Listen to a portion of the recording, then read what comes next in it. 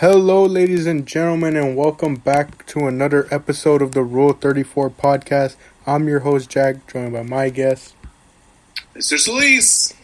All right, sir. It's been a while. The last time we saw each other was Fastlane, which was how long ago?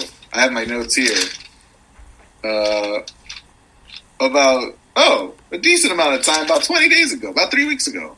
Yeah, and as we know, because it was only about like 3 weeks ago, I think we both said it both on the podcast. It kind of made it hard to get excited for Mania in a sense because there wasn't that much build, especially compared to Takeover.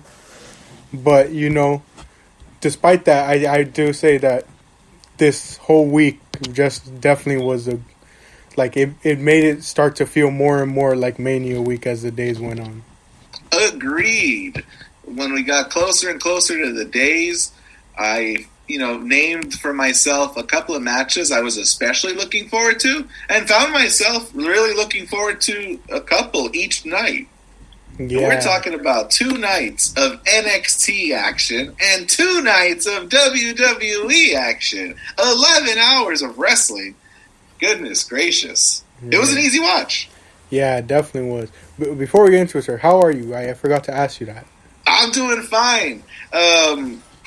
Somewhere in the middle of our time away from each other, I had a spring break, which, just amounted to resting, I'm going back to the building, but going back to our school building next week, we're going to have a small number of students come back who are in danger of not graduating so they can get in-person academic support starting April 19th. And I'm really excited about that.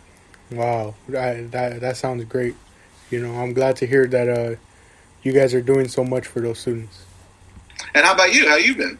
I've been good as well. I think similarly, I had my spring break technically my spring break around that time.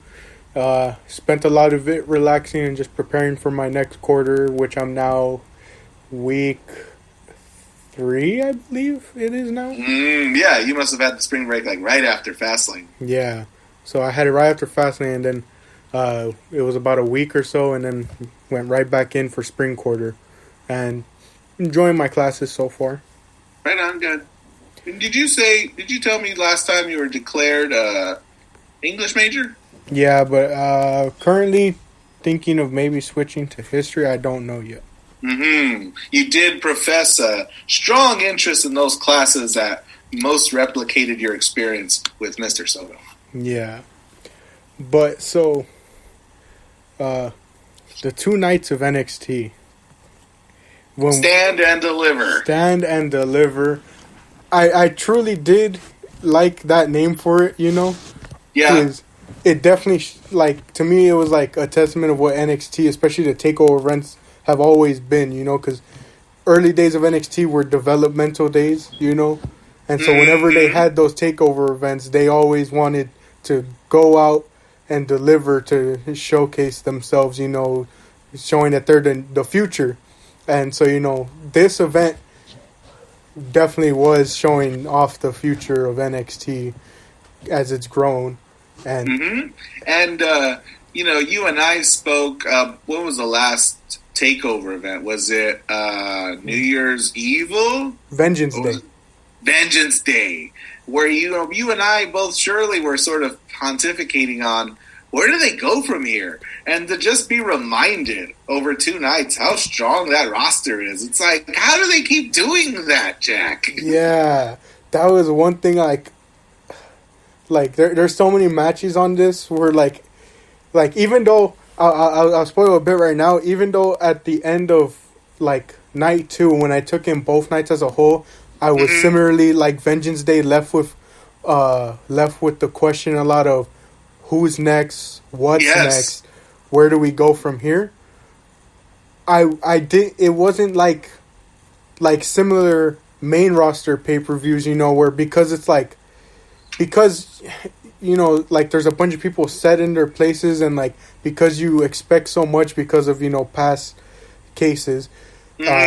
With the case of at the end of night 2, I was left more with a confidence and hope for the future because NXT showed across the 2 nights just how much talent they have, how much talent they're ready to introduce, and at any point, anyone can be boosted up the card and put into these big time matches for big time shows, and I was left excited for who's next and all that. Yeah, you're absolutely right. And going into it, I honestly was excited, and I honestly looked at it because, as you said, especially for Takeover, when I looked at the cards for both nights, I was like, a lot of people will say that it's unfair because it is two nights, so it's it's basically two takeovers of action.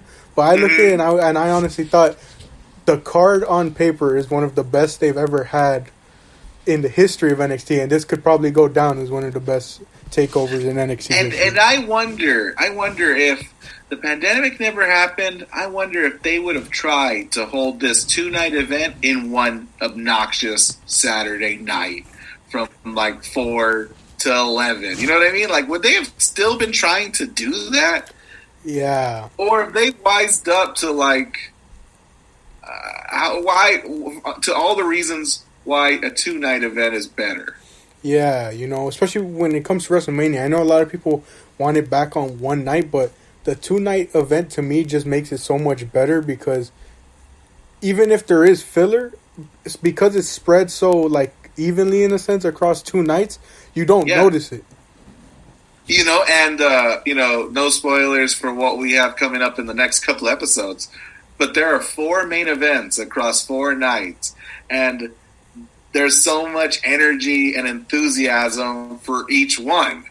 And if you go on for 8 hours, you tire your audience out. They're exhausted, and you are left with Becky Lynch fighting for her life against Charlotte and Ronda Rousey, 2 crickets, because it's 11:30 and people are tired because it starts to become Monday all of a sudden. Yeah. So, good on WWE for continuing with this model of, hey, let's just do this twice in these nice, palatable 2-hour chunks. It was incredible. Yeah. And honestly, before we get into it real quick, I just want to say, I don't think they would have done a 2-night event had this whole pandemic thing not happened, but I also don't think they would have jammed it into one, because what most likely would have happened was they would have had the Hall of Fame ceremony most likely on the Saturday if they were planning to just do one night of Mania, and then probably did what they did back in 2019 and had the takeover on a Friday. Mm-hmm. But so, getting into it, I noticed the first thing I noticed was NXT had a bigger crowd. Yes. So I was really happy to see they at least got maybe a couple more people just to bring back the sort of NXT atmosphere that we were so used to beforehand that really gave the events life. 100% agree. And so they start off the show with, honestly, a perfect opener to the show, Dunn versus Kushida. I thought you were going to say that the perfect opener was going to be Nikki Strauss's rendition of the national anthem on her electric guitar. Oh, I forgot about that. I thought it was good enough to bring up here, Jack. I thought it was so good. Very Jimi Hendrix-esque. But no, we get right into the action. We're talking Pete Dunne, the Bruiserweight, versus Kushida. Yeah. And as to be expected, going into this match, very technical, very technical. A lot of limb working from both men. Very good pace of the match that I really enjoyed, and I was glad they gave them proper time to really put on this type of match and to really get people excited for this 2-night event. With this being night 1, of course. Yeah, and the story that the commentators are telling is who's the best at this particular kind of grappling. Yeah, and I would have been fine with either man winning, but if we're being honest here, I just really wish they would let Kushida get some wins. I was rooting for Kushida as well. Yeah. Somebody made a really important observation, though, on YouTube, and that was that Pete Dunne made the challenge. And having just lost to Finn Balor at Vengeance Day, it would make him look real bad if he was challenging guys like Kushida to a match like this and then coming out with the loss. So I go, oh yeah, this one was his to win. Yeah. But so, kind of shows, as we mentioned, when it comes to the future, they're building up Dunn potentially for maybe one of the titles on the roster. Kushida, still to be decided. One thought I had, as we'll get into it with night 2, is maybe, seeing as how he was known as the ace of the junior heavyweight division, might want to start throwing him into the cruiserweight division. Mm-hmm. Especially as they've been giving that more attention and more shine. Yep. So that you can really use Kushida to get more eyes on that. He doesn't come out. Kushida doesn't come out of this match looking worse for wear. He looked real good. Yeah, and that's the one thing I really like when it comes to Kushida matches. Even if he loses, for the most part, they try to make sure that he doesn't come out looking like weak, or that he's still a formidable opponent whenever he's going to be presented to as a challenge. Yeah, if like we were grading on point, like if instead of it was a pinfall win after the what's Pete Dunne's finisher called? The bitter end. The bitter end. After the bitter end, he picks up the victory. Let's say there's no pinfall and it was just a point system. If Pete Dunne scored 51 points, Kushida scored 50. You know what I mean? Yeah, definitely. But so really good opening match, really technical. Mm-hmm. Definitely enjoyed it, and I was glad they put it on the Takeover card to let them both men shine. Oh, can I say this too?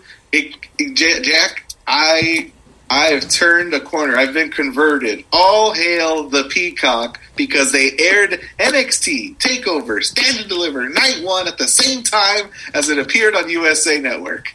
There wasn't a delay. It wasn't wait till tomorrow. They did it at the exact same time for both nights, and I was elated. Yeah. There was some issues, I would admit, like obviously the big ones were not being to pause, rewind, stuff like that. But for the most part, it was fine. At first, the cutoff of sound was weird, but then I figured out that that's usually when USA is going to break. Yes. So it was. I'm going to bring that up one more time later. That part where that USA is on a commercial break, but we get to still watch the action. Yeah. But the revelation that I wasn't going to have to hide from spoilers. All hail the Peacock, Jack. Yeah. So praise be to the Peacock. And for the most part, other than their own self-inputted ads, there wasn't really, ad breaks like there would be on the USA Network. You're absolutely right. But so, moving on to the next match, the Gauntlet Eliminator. Leon Ruff, Isaiah Swerve Scott, Bronson Reed, Dexter Lumis, Cameron Grimes, and LA Knight. And they're all fighting. The winner of this Gauntlet Elimination match will fight a Night 2 and challenge Johnny Gargano for his NXT North American Championship. Very New Japan-esque. Very, yes. But so, really, really good match. I thoroughly enjoyed it. And again, it kind of almost seems like this was the theme of the takeovers, was just showing off how deep their divisions are and how bright their futures are, because they let every single man in this match get shine. And they were showing off how all the different stories they had been telling over the weeks. They showed off how Swerve and Ruff's rivalry still going on. Yep. They did callbacks to Grimes and Lumis, while also showing off still Reed and Knight, and then potentially showing that maybe Lumis and Knight might start a rivalry, seeing as how, later in the match, obviously, Knight eliminates Lumis, and then Lumis is the one that helps kind of get him taken out. Right. Yeah. Lumis, I think, was a big favorite going into the match. Yeah. Because he's had his recent quarrels with The Way and Johnny Gargano. Yeah, I was fully expecting him to win this.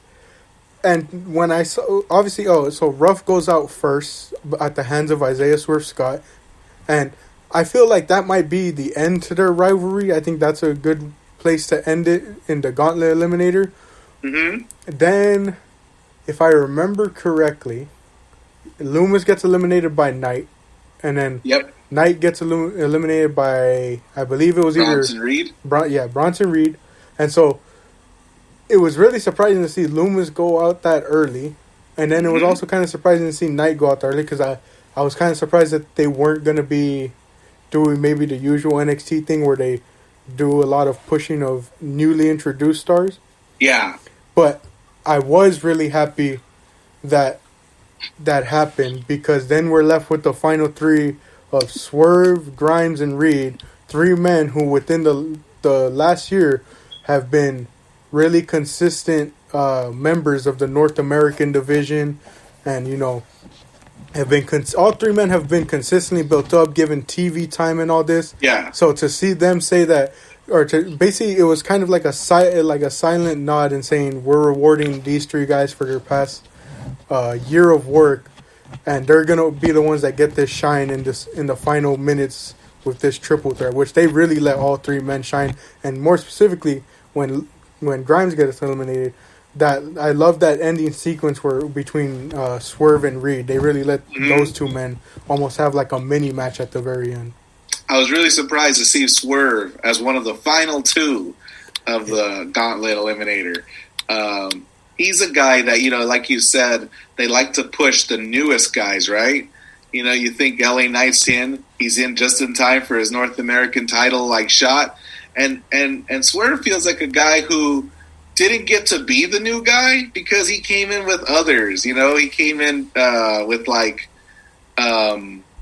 Santos Escobar and to an extent, Drake Maverick took over that cruiserweight tournament last year that he was a part of. And so to see him here standing toe to toe, holding his own against the monster Bronson Reed. Goodness, it made him look good. Yeah, I really enjoyed it. Both men, in my opinion, have bright futures in NXT. I can fully expect both men to pick up some type of championship down in NXT, and I'm excited for them to get the opportunities. And of course, you know me, I was really glad to see Bronson Reed pick up the win. I was super excited for you too, Jack. And of the five, I picked Bronson to win.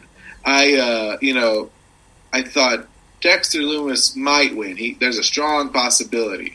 But if I got to choose, I'd give it to I wanted to give it to Bronson. So that was the one match I got right so far. I picked Kushida in the last one, so I'm 0-1 up to this point. And so he's going to go to face Johnny Gargano in night 2. Yeah, I was really excited for that. And continuing on with the big boys, Walter versus Ciampa. Goodness gracious, buckle up. We're going to add a whole other episode of this thing just for this match alone, Jack. It's Walter defending his NXT UK Championship against the Psycho Killer, Tommaso Ciampa. And can I real quickly just bring up, when they had that segment on NXT a couple weeks back where, Ciampa ends up beating, I think it was either Eichner or Bartel, one of them in a match, and Imperium's music hit, and everyone was like, oh, it's probably going to be Alexander Wolf coming out. But then everything went black, and then they just shined all the white onto the stage, and you just see Walter's silhouette. I looked at that, and I was like, that's like the final boss appearing at the end of the game right there. That was beautiful, and it really got me hyped for this match. That was one of those times you wish so badly there was an arena full of 10,000 people to react to that audibly. Yes. Oh my gosh. Whether it would have either been an arena or even just the Full Sail crowd, I know there would have been such a huge pop for Walter appearing like that. Yeah. But it was like David versus Goliath. But what if David was jacked and upset? A giant chip. He didn't have rocks in his hand. He had a chip on his shoulder. Yeah, and it's funny you mentioned that because I had written down, as it seems to be the standard for Walter matches, it was another David versus Goliath, but it's to be expected because anyone would look like David next to Walter. Yeah, but it was like, what if David was just the kind of person where the townspeople were like, oh, who's as tough as Goliath? David. Yeah. Yeah. You go in, you don't go in thinking he's going to die. You go in thinking, you know what? He could pull this off. This might be a thing. He might draw blood. Yeah, and as we saw, Ciampa got a ton of offense in. So much offense. Yeah, like everyone was expecting, it was gonna be like a thing of like him fighting from underneath a lot. And granted, he did do a lot of that, but from the very start, he was getting his offense in, and there was even some points where I was just like, "Are they gonna make Ciampa win the NXT UK title?" Gosh, no spoilers. We're building up to the moment, but Walter walks away from that match with a red chest of his own. Yeah, that was so very that just shows how much offense Ciampa got in, because usually it's the other way around. Walter's opponents are always the ones leaving with their bodies all red and scarred from the battle. Here's Walter leaving, and he has just this huge red chest showing off. So my favorite part of the match is one that most people must have missed. If they were watching on the USA Network, they cut to a commercial, and during the commercial, did you notice this? That during the commercial, they did this bit where Walter's up on the ropes, and Ciampa runs into him and clotheslines him. And he doesn't go down, he doesn't go over the ropes, so he just runs, and he does it again, and he runs, and he does it again, and he runs, and he does it again, and he must have done it about 10 times in rapid succession. And I think people watching on the USA Network are missing the best part of this match. It's so good. That man runs full steam, all 200 pounds of him, into that guy's chest. Walter never goes down. Yeah, and the part I loved the most was the story of Ciampa recognizing Walter and his strength. And so what does he try and do immediately? Take away his hands to take away his chops. Yes. Oh, and what does Walter do in response? He swats at him with his left hand. He does so many kicks and things with his legs. Yeah. And to play it up even more, we have to bring this up. Walter goes to chop Ciampa on the outside when he has him leaned against the announce table, but Ciampa moves, and Walter instead chops the announce table and breaks the wooden covering in half. Breaks this wooden, breaks this wooden, what would you call it? It's a cover. Yeah. Snaps it right in two, and ends up being what is nagging him the whole match. Why he can't use his right hand. Yeah. His dominant hand. Yeah, and a lot of people thought the finish was a bit weird, but the thing that I love most about Walter's matches is that he basically gives us very convincing finishes, because he shows almost that you're always going to be caught off guard, in the sense that you never know what's going to finish a match when it comes to him. It could be his power bomb, it could be his splash, it could be a clothesline. He does all these different things to finish off a match, so that it isn't predictable that when he hits one of those moves, it's the finish. Got it. But if he hits you with that right hand chop, you're done. I can take it. Sure you can, Mac. But is Marco's hair still a different color? Because Walter would slap the dye right out of it. No, he's back to his normal color. Got it. But so Walter retains. Really good fight from both men.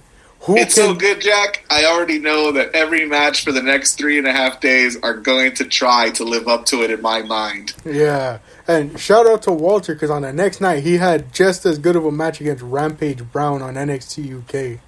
I have to see that. Yeah, that's NXT UK Prelude, right? Yeah, and it was definitely a shakeup, because at least Brown is a bit more comparable in size to Walter.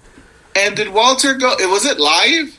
I believe so, or it might have been pre-recorded. I don't know for sure when it comes to NXT. Did he go in looking like he went through a big old fight with Ciampa the night before? A little bit, but I think in a sense it might have been pre-recorded, because I didn't see any real damage in the chest area specifically. Right, that's what I'm thinking. So if it's the case that it was pre-recorded, that's how he got away with it. He was he's in Florida. How is he going to make it home in time to do that? But as we move on, who can stop Walter? Maybe a certain Irishman. Please. Oh, great Peacock, please bless us this day. I'll definitely bring that up when we start talking about night 2. But I wanted to include that as a little comment. Nothing has given me more hope and joy than just the dream. But so the next match for the vacant NXT tag titles, as Danny Burch had gotten injured, so Oni and him had to relinquish them. We have MSK versus Legado del Fantasma versus Grizzled Young Veterans. You know what I liked about Walter versus Ciampa is that it was one of those matches that you didn't care about the outcome, who will win or not. Just like with Balor versus what's his name? Cross. Well, yeah, but O'Reilly. O'Reilly, yeah. I see. Yes, agree. Not gonna lie, Jack. A lot of NXT stand and deliver. I actually could have gone either way. You know what I mean? Yeah, I feel real strongly about a whole lot of these folks. Like this tag team contest, you got 3 tag teams. If any of them walked away with these belts, I think would be in a good shape as a brand. Yeah, I felt the exact same way. I looked at all 3 teams, and I was just like, I'm not gonna lie, it brought a smile to my face because I was like, throughout the past year, you couldn't even name 3 tag teams for the most part that could challenge for the titles, and yet here we are with 3 teams that I don't think anyone would be upset with walking away. 3 teams that have been a team for longer than a year. Yeah, and you know, with Legado del Fantasma is like close, but I think they formed in April last year. Yeah. So there you go. Yeah, and as the listeners know from the Vengeance Day podcast, they know how adamant I was about the tag titles and the fact that they hadn't been defended or fought for on a takeover in over a year, and finally that's right. Here we go. They get their moment. Yeah, tag team wrestling back in NXT, and I'll bring up something later on about that. But as I said, it would have been fine with any team winning, and again, showcasing just how deep and strong and how bright the future is and how deep their divisions are. Every team got to shine and showcase just like how great their abilities are. Yep. And just like when it comes to triple threat matches, what I loved about this was each tag team in a sense brought something different. Now, Legado del Fantasma and MSK are a bit more closer in their abilities, but definitely it's like Grizzled Young Veterans brought a different style to what MSK and Legado del Fantasma bring when it comes to tag team I know what wrestling. you mean. And so I really enjoyed like the different clashing styles. I was just so glad to see just some. Yeah, good tag even though team their wrestling. body compositions are generally the same, they're all for relatively light guys. Grizzled Young Vets are actually, I think, older than they make themselves appear. Like I think the commentators tell a story of they're veterans. They won't make the same kind of mistakes that a team like MSK are prone to make. I think they're being established as the young new kids learning the ropes of being in the NXT. Yeah. And then Legado del Fantasma, I think, play their roles really well as just foils for both of them. You have the finals of the Dusty Cup Classic, a rematch. But you got Legado del Fantasma going, we're going to ruin that. We're here too. Don't forget us. You know what? Like a triple threat, I always worry about one member or participant sort of falling by the wayside and being forgotten. And Legado del Fantasma will not let you forget that they existed and they hit hard. Yeah, I ain't gonna lie. As I said, any of the 3 teams I would have been fine winning, but what's it called? I kind of like just saw them like, man, they're probably just throwing Legado del Fantasma in there to take the pin. Yes. They did not throw them in there to take the pin, and they as far as I can remember, I don't remember if they were involved in the finish, but they let them go out, and it wasn't just a thing of 2 teams fight while the others chilling on the sideline. They all 3 went out. Any of your favorite moments that you can recall? That spot where they got, I believe it's Wes Lee in a submission, and right as he's about to tap, you see Nash Carter dive in and hold his hand up in the air and tell him, no, you're not tapping here. And like I just saw that, and it just reminded me of DIY versus the Revival at Toronto. The Revival trying so desperately to prevent each other from not tapping. Right. But, in this case, MSK doesn't tap, and they carry through to get the win, and I really enjoyed that. That was pretty good. I agree. There's also a bit where Grizzled Young Vets have one member of Legado del Fantasma. I forget which one. I think it's Joaquin Wilde. And they do that, like, Doomsday Device looking move on him on the outside. Oh, yeah. And MSK on the other side of the ring, they had the other member of Legado. They had Raul Mendoza, and they do some double team move I can't immediately picture. But what happens in the end is that both teams, Grizzled Young Vets and MSK, come onto the apron and are facing each other after what I think was about a half hour of action. And there they stood, the two teams that fought in that Dusty Cup Classic finals match, facing each other again. Yeah. Goodness gracious, that was good. That was good storytelling. Yeah, and I'm glad MSK got the win. Can't wait to see them carry the division. And down the line, either of the other two teams get their shot at the titles and potentially win them. I really hope Grizzled Young Vets get some time with the belt. Yeah. This is like they've gotten to the finals of that Dusty Cup tournament twice and lost, and they've lost here really big. You know, I hope that like they get theirs one day. Yeah, I have a feeling they're going to build a huge rivalry between them and MSK and let that be the backbone of the tag division for a while. Yeah. All right, so we have about 13 minutes left. We're on to the main event of night one. Ooh, a whole episode dedicated to one night. As you know, I said beforehand I had one issue, and my issue comes with the main event. However, I want you to give your opinions first, because to show how deep my frustration runs, I have a bullet point that says rant time in all caps, and my opinions on this match go the full half page, and then maybe a fifth of the second page, all the way down. Okay, there. Got it. I'll give you as much of the 13 minutes as I can. Let me recap for the audience my humble opinion. We're talking about Raquel Gonzalez challenging Io Shirai for her NXT Women's Championship in the main event. My short assessment of the match is it wasn't my favorite match of the night. The two ladies did not beat Walter versus Ciampa. And I kind of left the match wondering, gosh, Io looked incredibly strong for the entire match. How did Raquel win?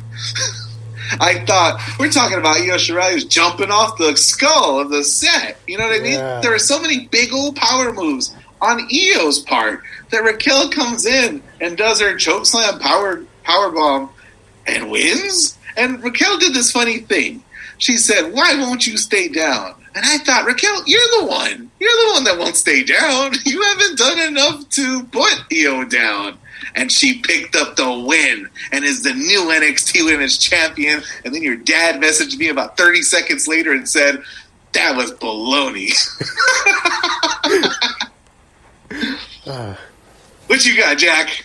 I got 11 minutes. Let's go. Rant time. How could Triple H and Co. in the back sit there, watch that match, and not think to themselves, you know what, we should really switch the finish or winner of this match? I've discussed this a lot, especially with you. I've said it before, I truly didn't think Raquel was ready for the belt because, right now she doesn't really have character to her. Again, I'm going to say this again because I've said it so many times in this podcast, but I want to get it through people's head. I have no issue with the people. I'm solely criticizing their in-ring character and their in-ring work. To me, Raquel's character is nothing more than just being a giant and flexing her back. Now, are we talking about the same giant, Jack, that beat Rhea Ripley, a former NXT Women's Champion, in a street fight, last women standing match kind of affair? Well, here's my thing. Okay. In that match, she at least got more offense and she showed flashes. My thing here is if this is expected to be the transition to this style of match, it's not going to be a good one. You're going from Io Shirai, who puts on 15-plus minute bangers and has done this for the past 300-plus days as champion, to someone who's expected to probably dominate all her opponents in less time, Io threw her entire arsenal at Raquel. There was a moonsault to the outside, suicide dives, a 619 and a drop kick. She dove off the skull. She did a moonsault in the ring, and yet Raquel simply just hit her with a clothesline and a chokeslam powerbomb to win. And you know, we talked about Walter, a man who's got a chop. He can lay out a whole town with a chop. Maybe Raquel's got something analogous. I mean, but the difference with me is that, like, as much as it's not like that grand of a character, Walter has the ring general-esque like aura to him, and plus he still has like these great like drawn out matches that not only just like they're not just filled with spot fest. He goes in telling a story each time, and he wrestles almost a very like you know how Ring of Honor has the pure title. He wrestles almost like a style like that a bit. I know exactly what you mean, and Raquel sort of lacks that level of mastery. Yeah, and I'm not saying Raquel doesn't deserve to be champion or not. Right. But the thing is, it's just not the right time. Mm-hmm. I think her and Dakota as a tag team and facing off in that women's tag division would have been perfect, because as of right now, as we've mentioned, you know, I don't really think both women are complete as yet, and they work together, and much like a lot of tag teams, they complete whatever flaws that each of them have. Mm-hmm. You know, and I've always told my dad, you know, I always found it annoying when people complain and say, "Look at how long Candice has been here, Dakota." You know, I've never been one to think that time should, how would you say, determine whether someone should win a title. But Raquel's only been here realistically on NXT TV for less than a year. A year. She debuted in February of that Portland. Takeover in February. It's been a year and a month, Jack. Thank you very much. And you can push people very early, but it's all based on a thing of whether they're ready or not, you know? Remember when she pushed Tegan Knox through that table and it didn't break because she did it wrong? I remember that. And here was my biggest issue, aside from just the match itself, you know, because, again, as I said, Io got in all the offense. How did you make her look that strong just to lose like that? Yep. But here is where, like, my biggest issue was you have Shotzi still there. I get her and Ember are still tag team champions, but technically she was still owed a match, or not really owed, but you still had that match in the back, because while you did it before, you never ran it for the title, so you have that match left for Io, because a lot of people were saying, oh, there's no like challengers left for Io, the reign's getting long and boring, but you have that. You have Ember Moon, who you've teased facing Io for like in this like first time ever match since she returned at NXT 31, I believe, at the end, when they did Tony, and then they brought her back for her return. And you've been building Xia Li up, and by this point, I assume they're probably going to run her into NXT Women's Tag Division just to give her more exposure and time before challenging for a main title. But you've been building her up. Yep. And most importantly, you have Taya Valkyrie and Sarai on the way to NXT.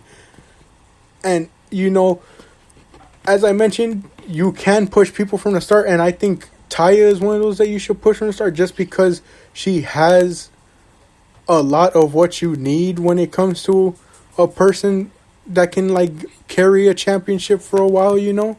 Uh-huh. And I'm not saying that that they should have immediately come in and won the title, like, on day one, you know? But bringing them in, introducing them, and then, you know, building them so that they challenge for the title, and maybe in their first time challenging, they win, you know? But you have them coming in, and it's like, well, do you capitalize on the momentum that they're coming in with? Because so many people are excited to see Taya Valkyrie pop up. So many people are excited to see Sarai.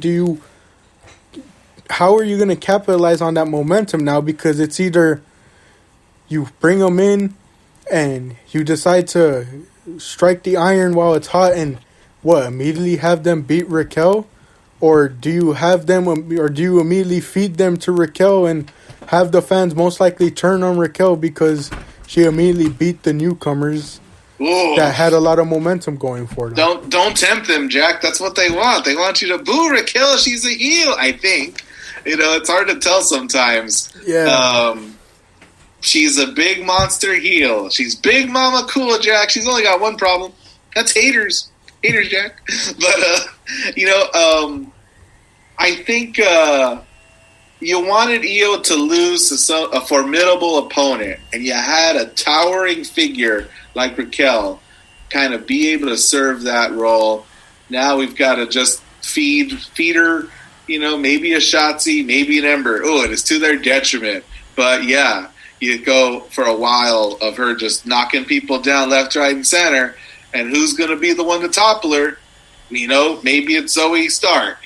Maybe it's a rebuilt Tony Storm. You have a lot of potential, a lot of stories. Yeah, and this is the story fans are trying to tell, and I'm sorry if I offend anyone with this opinion, but if you're going to tell me that the payoff to all of this is that Dakota is going to be the one to beat Raquel for the title sometime down the line, then oof.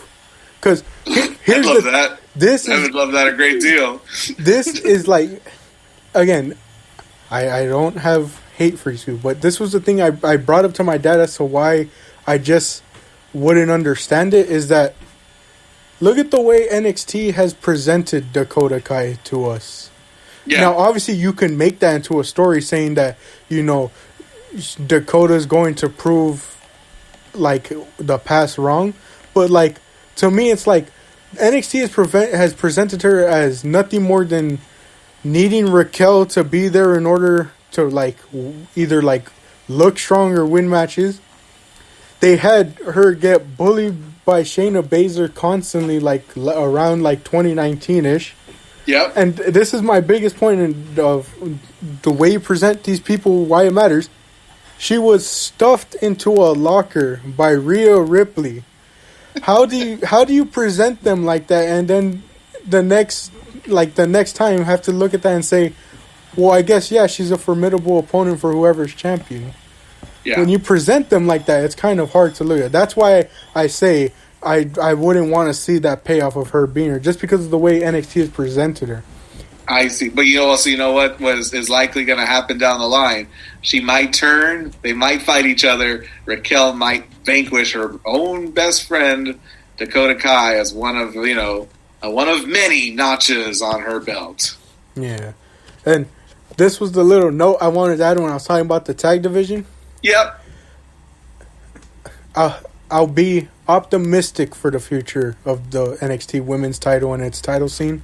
But for the most part, I've never been able to have the tag division and women's division at the same time. How funny. How interesting. The last time I had it was from Dallas 2016 to San Antonio 2017. Because from that period, I had American Alpha, The Revival, and DIY as tag champions. And I had Asuka as women's champion.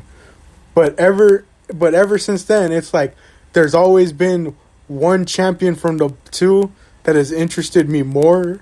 And so it's never been me having a focus on both divisions at the same time. It was like when Asuka relinquished it to Ember Moon, I was excited, but the UE was there, so I was more excited for their tag. Then how many seconds we got, Jack? Oh, we got about 30. I just realized. We'll close out here then. Let's go. We got night 2 to talk about. And we probably still going to talk about this at the beginning of the next episode. Yeah, so we'll close off here. Night 2 in the next episode. But this concludes night 1 of NXT TakeOver Stand and Deliver. We'll see you all in the next episode.